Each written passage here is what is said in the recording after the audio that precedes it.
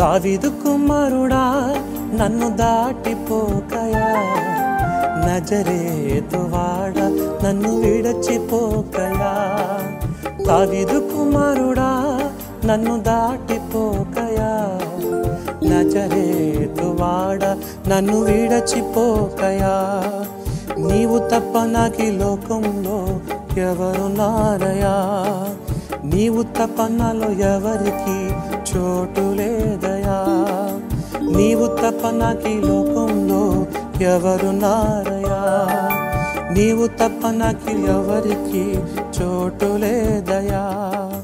దావీదు కుమారుడా నన్ను దాటిపోకయా, నజరేతు వాడ నన్ను విడచిపోకయా. మత్తయి సువార్త 20:29, మార్కు సువార్త 10:46, లూకా సువార్త 18:35. ఈ 3 సువార్తలు మీరు చూస్తే 3 ఒకే సందర్భం గురించి మాట్లాడిన పూర్తి వివరాలు ఈ 3 సువార్తలు చదువుతుంటే మనకు అర్థమవుతుంది. సరే, ఈ గుడ్డి భిక్షకుడు ఎలా మొరపెడుతున్నాడో చూడండి. ఇతనికి కళ్ళు సరిగ్గా కనిపించకపోయినా చెవులు బాగా వినిపిస్తున్నాయి. ఎరుకో ప్రాంతంలో ఉండేవాడు ఈ గుడ్డి భిక్షకుడు. ఒక కర్రపోటుతో వస్తూ ఆ బట్ట పరుచుకొని కూర్చునేవాడు. ధర్మం ధర్మం అని అడుక్కుంటూ అనేకుల దయ మీద ఆధారపడి బ్రతికేవాడు. ఇతడు గుడ్డివాడు, భిక్షకుడు, త్రోవ పక్కన అడుక్కుంటున్నాడని బైబిల్ గ్రంథంలో స్పష్టంగా మనం చూస్తాం. యేసు ప్రభు ఆ ప్రాంతానికి వచ్చినట్లుగా జనసమూహం అంతా నడుస్తుంటే ఆ అలికిడి అతని చెవులకి వినపడింది. వెంటనే, ఎవరు బాబు, ఇంతమంది గుంపుగా ఎందుకు వెళ్తున్నారు, ఏంటి ప్రత్యేకత అని అడిగాడేమో. ఎవరో చెప్పారు, నజరేయుడని యేసు అని. వెంటనే అతనిలో ఆశలు పుట్టాయి. ఎందుకో చెప్పనా, ఇతడు, నేను ఇందాక చెప్పాను, కళ్ళు కనపడకపోయిన చెవులు బాగా వినపడతాయని. బైబిల్లో ఈ మాట ఉంది, వినుట వలన విశ్వాసం కలుగునని. ఈ గుడ్డివాడు విన్నాడు, విశ్వాసం కలిగింది. ఎప్పుడైనా యేసు ప్రభుని కలుసుకోవాలనుకున్నాడు. అదృష్టవశాత్తు యేసు ప్రభు వారు ఊరొచ్చాడు. ఇంకంతే, ఈ అవకాశం నేను కోల్పోతే మరలా నేను కలుసుకోలేను, ఇదే అనుకూల సమయం అని గట్టిగా పిలవటం ప్రారంభించాడు. దావీదు కుమారుడా నన్ను కరుణించు, దావీదు కుమారుడా నన్ను కరుణించు అని బిగ్గరగా కేకలేస్తున్నాడు. ప్రజలు, ఊరుకో, ఎందుకలా అరుస్తున్నావు అంటూ కొంతమంది అసహించుకున్నారు, కొంతమంది అతని మీద కోపగించుకున్నారు. కానీ తను వదలలేదు.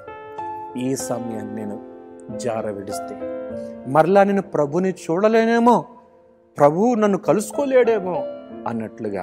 బహుశా యేసు ప్రభు యెరూషలేముకి వస్తున్న సందర్భంలో అండి, తర్వాత యేసు ప్రభు మరణానికి వెళ్ళబోతున్నాడు. ఆ సందర్భంలో బహుశా చివరి స్వస్థతలు, చివరి అద్భుతాల్లో ఇదొకటి. కాబట్టి దాటిపోవద్దనుకొని యేసు ప్రభుని ఇతడు పిలిచే పిలుపు చూడండి, దావీదు కుమారుడా అని పిలుస్తున్నాడు. అంటే యేసు ఎవరో గుర్తించగలిగే జ్ఞానం కలిగి ఉన్నాడు. ఆయన వడ్లవాని కుమారుడని పిలిచేవారున్నారు, ఆయన తృణీకరించేవారున్నారు.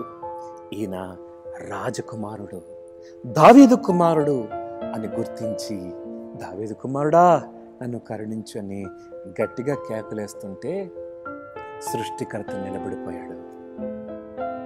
యేసుక్రీస్తు ఆగిపోయాడు. అతను నా యొద్దకు తీసుకురండి అన్నాడు. తాను అడుక్కోవటానికి ఉపయోగించుకున్న బట్టను పడేశాడు, కర్రను పడేశాడు. యేసు ప్రభు దగ్గరికి అలా వచ్చాడు. యేసు ప్రభు అడుగుతాడు, నేను నీకేం చేయాలని కోరుతున్నావు? ఏమండి, యేసు ప్రభుకి తెలియదా ఏం చేయాలో?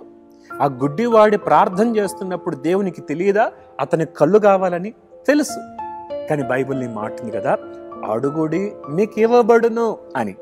కాబట్టి మన ప్రార్థన దేవునికి చెప్పాలి, మన అవసరత దేవునికి చెప్పాలి, మన కొరత మనం గుర్తించగలగాలి. చాలా మంది ప్రార్థన చేస్తారు, ఆ ప్రార్థనకు గురి ఉండదు. కానీ ఈ గుడ్డివాడి ప్రార్థనకు గురి ఉంది.